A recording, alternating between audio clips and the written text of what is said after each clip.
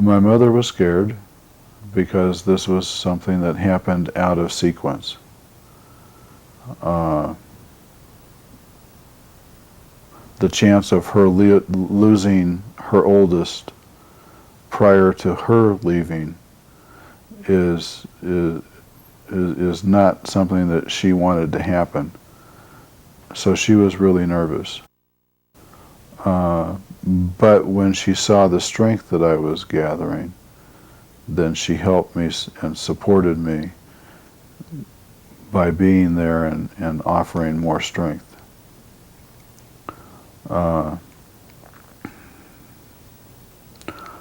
Other family wanted to be there almost immediately. And my mother said, well, why don't you wait? It's not, let's see what happens. We don't want to overburden the hospital. Because I come from a large family. My great-grandfather had 32 children, and we're all close. So we're talking, close to 700 people in a family where you know all these people. And that would have just devastated the hospital. 7 o'clock in the morning, his sister and we had been there. And he looks up at me. Now, by now, it's 5 o'clock. So by 5 o'clock, I'm pacing. I'm ringing bells. Oh, he'll be out in a few minutes. So when he finally does come out, he looks up at me and says, oh, hi, Mom. I'm certainly glad that you could come. I said, now you must excuse me for what I said. I looked at him and I said, where in the hell do you think I've been all day? And then Laurie looks at me and she says, does he know that we've been here all day? Oh, no. By then, Laurie looks at me. We look at each other. Then the two of us begin to cry because we said, phew, well, we got through that one. Oh, I just operated on your son. Your son has cancer. I went, what? That's the way they told me. So I went, okay. Oh yeah, that's the way they told it. Just, your son has cancer. And I said, oh, okay, what is the prognosis? And they told me the prognosis is like 95% curable and da-da-da-da-da. And I said, okay, fine, thank you, that's all I need to know. Turned around, walked out of Cedars, put my dark glasses on, and you know how big Cedars-Sinai Hospital is? I walked around that hospital twice. I cried around that hospital twice. After I cried twice, took the Kleenex out and says, okay, I've cried, it's over with, the kid's gonna get well.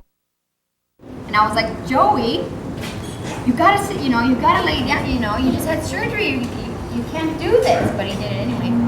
But so he comes home and we go outside and I'm gonna tell him, and I'm like, what do I say? Do I say you have cancer? So I think, well, I'll tell him what the doctor told me, that he has malignant cells. Well, at that time, he didn't know what malignant cells were. He says, so what does that mean? He didn't know. And so then I had to come out and say, the doctor says you have cancer, And at my first thought, of course, like anybody's, is like, cancer, you're gonna die. But then, I don't know, he had the surgery, and then it seemed, it was hard because, of course, we had the baby. Have a hernia, they're gonna just fix the hernia. And so I came, and then there was a message, and it was, well, the operation's over, it's cancer. And I just felt like my legs just go. Well,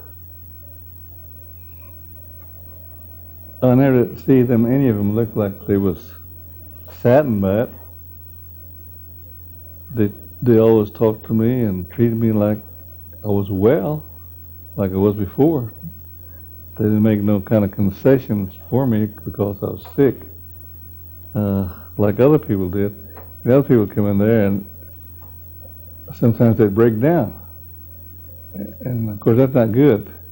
But my own family never did. It's tough to take when someone breaks down, comes in, like some relatives come in, they'll break down, and that kind of makes you feel bad. Not because you're hurt or anything, but...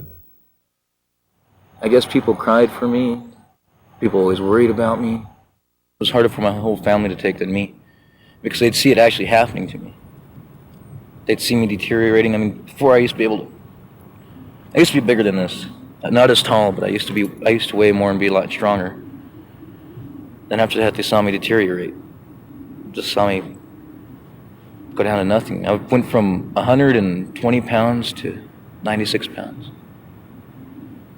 I mean, that's got to be hard on anybody, watching a loved one just disappear in front of them. Vicky, my wife Victoria, was very, very, how would you say, she was very helpful in her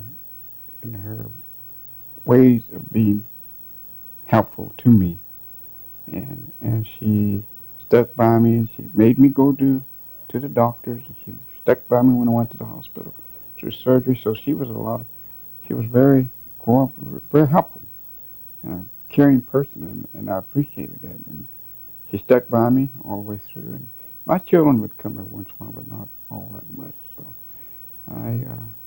I learned to live with it all by myself, along with my companion, Vicky, and I appreciate them. They always call up, because they really didn't have the transportation and the money to come and see about me. I got to thank my family for it, because at that time I wasn't acting right. My blood wasn't right, and the doctors knew that in Belcourt, but they didn't know what was wrong with me at that time. And my family knew I was acting kind of strange, and I didn't notice it myself. So my wife could see that what was necessary was for her to take a hand. She grabbed me and we went back to the hospital. What's important is that we always have to seek assistance. We can't get through it alone. You have to have a partner that's going to be willing. In my case, my wife was my miracle. My biggest salvation there was at the end, my sister decided that I needed to come home. I needed to be around my family. So as an incentive, I think they were in cahoots too. My family offered me some plane tickets to come home as soon as I finished my radiation therapy.